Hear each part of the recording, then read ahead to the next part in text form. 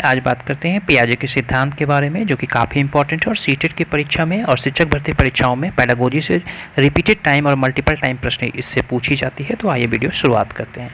बात करते हैं पियाजे के सिद्धांत के संबंध में बनने वाले प्रश्न कि एक शिक्षक जो रचनावादी शिक्षा शास्त्र में विश्वास करता है के लिए आवश्यक क्या है। तो सही उत्तर हो जाएगा डी नंबर, यानी केवल सामाजिक सांस्कृतिक पृष्ठभूमि के आधार पर छात्रों के निर्णय लेने से उन्हें क्या करना चाहिए, बचना चाहिए। आगे प्रश्न करते हैं अभिकथन और कारण, जो कि बार बार प्रश्न अभिकथन और कारण से पूछे जाते हैं। अभिकथन है कि शिक्षकों को पाठ के रूप में बच्चों की ढेर सारे संकेत और आलम्बन उपलब्ध कराने चाहिए। कारण है कि जीन पियाजे ने इस बात पर जोर दिया था कि अधिक जानकारी लोग सामाजिक अंतःक्रिया के माध्यम से बच्चों की संज्ञानात्मक कौशल को आगे बढ़ाने में महत्वपूर्ण भूमिका निभाती है। तो सही उत्तर हो जाएगा इसका टी नंबर, यानी कि ए सही है, लेकिन आर जो व्याख्या है कारण वो बिल्कुल गलत साबित हो रही है यहाँ पे। अगला प्रश्न संख्या 422 की ओर हम चलते हैं, जिसमें बताया जा रहा है कि जीन पियाजे के विकास के सिद्धांत के अनुसार बच्चे संवेदी प्रेरक अवस्था में अंत तक क्या सीखते हैं। तो डी नंबर ऑप्शन हो जाएगा वस्तु अस्थायित्व, यानी कि ऑब्जेक्ट परमानेंट जो है वो विकसित कर लेते हैं। अगला प्रश्न है कि जीन पियाजे के अनुसार प्रश्न संख्या 423 की ओर हम चल रहे हैं। जीन पियाजे के अनुसार एक बच्चा जो सरल गणितीय उत्क्रमण जैसे 4 + 5 = 9 और 9 - 5 = 4 के पीछे के तर्क को समझने में असमर्थ है, इसका कारण क्या है। इसका कारण होता है अपरिवर्तनीयता। प्रश्न संख्या 424 है कि जीन पियाजे के सिद्धांत का प्रमुख प्रस्ताव है कि, तो इसका प्रस्ताव होगा सी नंबर कि बच्चों की सोच गुणात्मक रूप से वयस्कों से जो होती है वो भिन्न होती है। प्रश्न संख्या 425 है कि निम्नलिखित में से कौन सा पूर्व क्रियात्मक अवस्था काल के बच्चे की विशेषता करता है। तो सही उत्तर हो जाएगा विचारों की अनुत्क्रमणीयता।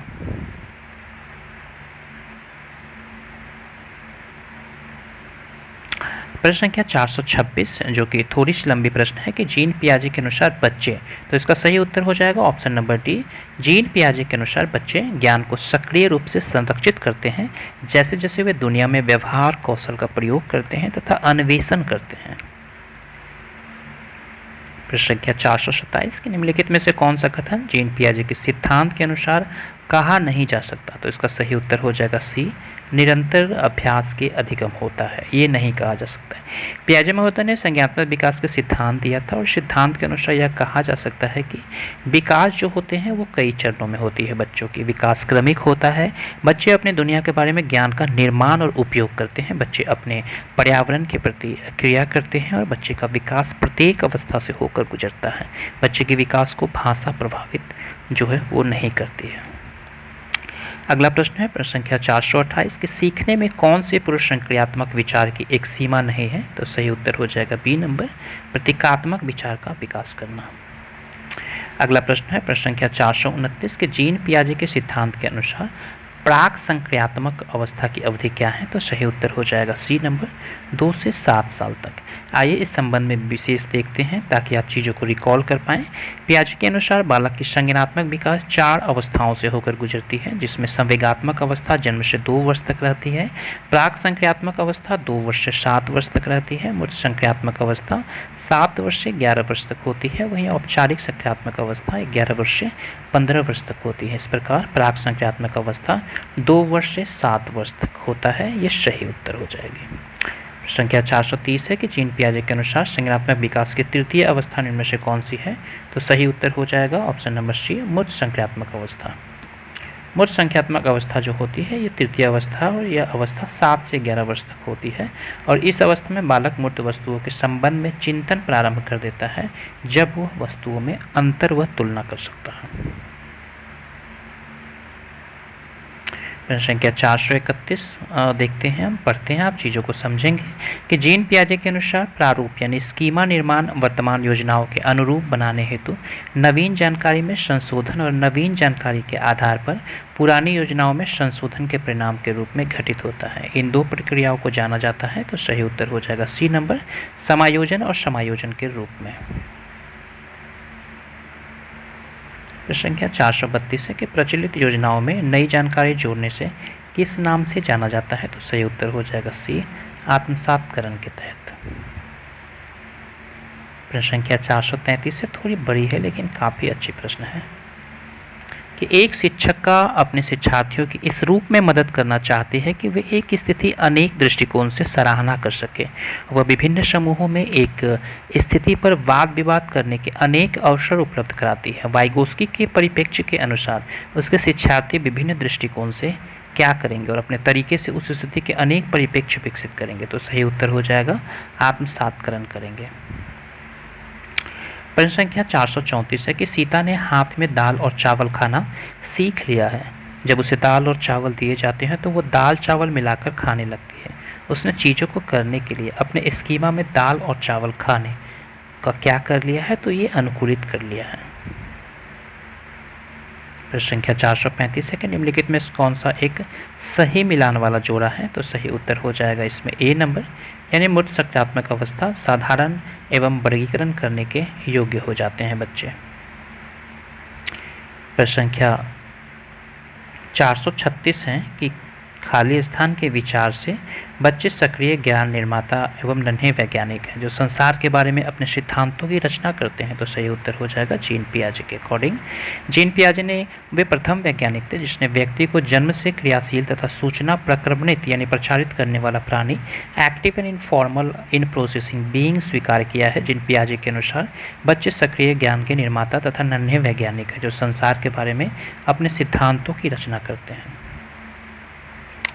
प्रश्न संख्या 437 है कि निम्न जानकारी को शामिल करने के लिए वर्तमान स्कीमा यानी अवधारणा में बदलाव की प्रक्रिया क्या कहलाती है, तो ये समायोजन कहलाती है।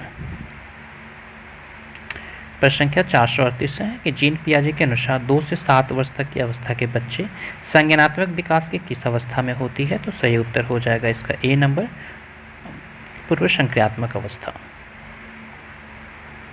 प्रश्न संख्या 439 है कि 1 वर्ष तक के शिशु जब आँख कान व हाथों से सोचते हैं तो निम्नलिखित में से कौन सा स्तर शामिल होता है, तो सही ऑप्शन हो जाएगा बी नंबर, इंद्रिय जनित गामक जो स्तर होती है उसमें शामिल हो जाते हैं बच्चे। आइए प्रश्न संख्या 441 देखते हैं कि वह अवस्था जब बच्चा तार्किक रूप से वस्तु एवं घटनाओं के विषय में चिंतन प्रारंभ करता है वे क्या कहलाते हैं, तो सही ऑप्शन हो जाएगा सी नंबर, मूर्त संक्रियात्मक अवस्था। 442 नंबर प्रश्न है कि बच्चे दुनिया के बारे में अपनी समझ का सृजन करते हैं, इसका श्रेय किसको जाता है, तो सही उत्तर हो जाएगा जीन पियाजे को। जीन पियाजे के अनुसार बच्चे का चिंतन वयस्कों से भिन्न होता है बजाय, तो सही ऑप्शन इसका हो जाएगा सी नंबर, यानी कि जीन पियाजे के अनुसार बच्चों का जो चिंतन जो होता है वो वयस्कों से प्रकार में भिन्न होता है बजाय मात्रा में। अगला प्रश्न है कि जीन पियाजे के अनुसार विकास की प्रथम अवस्था जन्म से 2 वर्ष तक की बच्चों को अधिक उपयुक्त प्रकार से होती है जिसके द्वारा सीखता है कि वह इंद्रियों के प्रयोग के द्वारा। अगला प्रश्न है कि वस्तुओं को क्रम से लगाने की क्षमता बालक में विकसित हो जाती है, तो ये मूर्त संक्रियात्मक अवस्था में विकसित होती है। प्रश्न संख्या 447 की घटना और वस्तुओं के बारे में एक बच्चा तार्किक रूप से सोच सकता है, पियाजे के चरणों के संबंध में कौन सा कठिन है, तो सही उत्तर हो जाएगा मूर्त संचालन की प्रक्रिया। प्रश्न संख्या 448 है कि समायोजन से तात्पर्य स्वयं को विभिन्न परिस्थितियों में अनुकूलन करना है ताकि संतुष्ट किया जा सके आवश्यकताओं को। प्रश्न संख्या 449 है कि थोड़ी सी बड़ी प्रश्न है कि एक बच्ची को उसके पिता चहलकदमी करा रहे हैं। बच्ची जानती थी कि चिड़िया जैसी चीज़ें होती है परंतु उसने कभी पतंग को नहीं देखा था। पतंग को देखकर उसने कहा कि चिड़िया को तो देखो। उसके पिता ने कहा यह एक पतंग है। यह उदाहरण दिखाता है किस चीज़ को दिखाता है, सम्मिलित को, समायोजन को, वस्तु प्रदर्शन को या संरक्षण को। तो इसका सही उत्तर हो जाएगा ए नंबर, यानी सम्मिलन की स्तर को वह दिखाता है। अगला प्रश्न है और इस सीरीज की लास्ट प्रश्न है कि जीन पियाजे द्वारा परिभाषित चरण जिसमें ज्ञानात्मक विकास की शुरुआत शिशु द्वारा अपनी संवेदना यानी विवेक एवं गतिविधियों का इस्तेमाल दुनिया को समझने के साथ कहलाती है, वो क्या कहलाती है, तो संवेदी मोटर की अवस्था कहलाती है। ये जन्म से लेकर के 2 वर्ष तक की चलने वाली अवस्था होती है जिसमें बालक अपनी संवेदना एवं गतिविधियों का इस्तेमाल करने लगता है और अपने भावों को अभिव्यक्त करने तथा दूसरों को समझने के लिए प्रयास करने लगता है। तो ये कुछ इंपॉर्टेंट प्रश्न थे और आने वाले नेक्स्ट वीडियो में हम नई सीरीज आपके लिए लाएंगे। वीडियो अच्छे लगे होंगे तो चैनल को लाइक, सब्सक्राइब, शेयर जरूर करें। वीडियो देखने के लिए धन्यवाद।